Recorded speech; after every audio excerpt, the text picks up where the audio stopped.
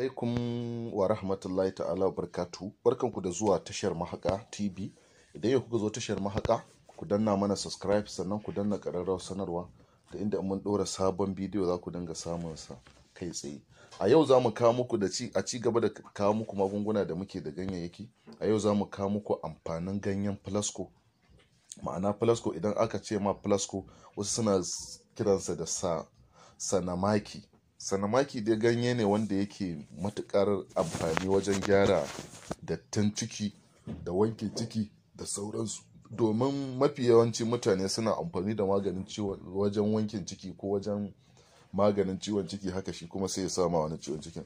To amma ganyen Filasco ganye ne mai kyau, amma matuƙa yana da sharaɗi. Idan ka san shi zaka je ka yago shi ka dinga tafasa shi kana shan sa kamar shayi, shine zai zame ma kamar Lipton.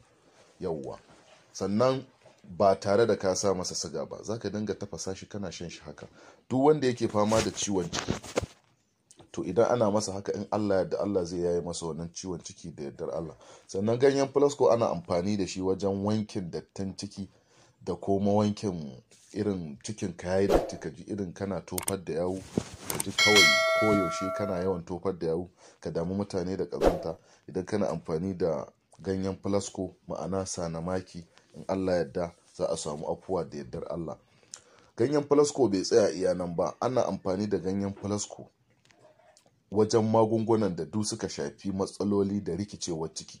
Ko ka samu mutum haka kawai cikinsa yana yin, koyaushe ya ci abinci zai ji yana yawan yin toilet, ko kuma idan aka samu mutum shi ma yana da matsala ta ɓangaren idan ya ci abinci zai ji cewar baya yin toilet da wuri kuma cikinsa baya mai daɗi, to ya dinga amfani da ganyen Filasco a matsayin ganyen shayinsa.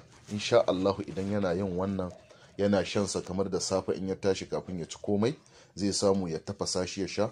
Sannan da yamma ma idan ya ci abinci zai iya shansa. In Allah da idan yana yin haka na tsawon sati ɗaya ko sati biyu, kai ba a so dai ya zamanto koyaushe kana yin amfani da shi, domin shi idan ka ci gaba da yawan amfani da shi zai iya sakar ma ciki ko kuma ka ji wani abu ba. Amma idan dai har matsala ce ta bangaren ciki, kana iya samun sa ka yanko shi, amma yana da sharaɗi.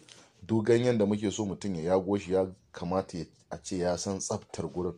Idan ya yago zai wanke shi, zai iya busar da shi ma. Duk sanda zai shayi ya iba ko ya daka ya dan murmutsa shi, domin shi shayi ana son sa kamar ya zama kamar pieces, ba a so ya gari. Saboda ko da Lipton za ku kalla, za ku ga cewa da aka sa a cikin wata bag.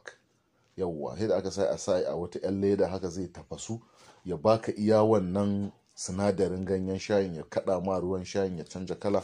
To shi ma wannan ganyen Filasco za ka iya mutsutsuka shi kar ya zama gari, ta inda idan ka dafa shi za ka ga cewar shi ya koma ƙasa, iya ruwan shayin ya yo sama.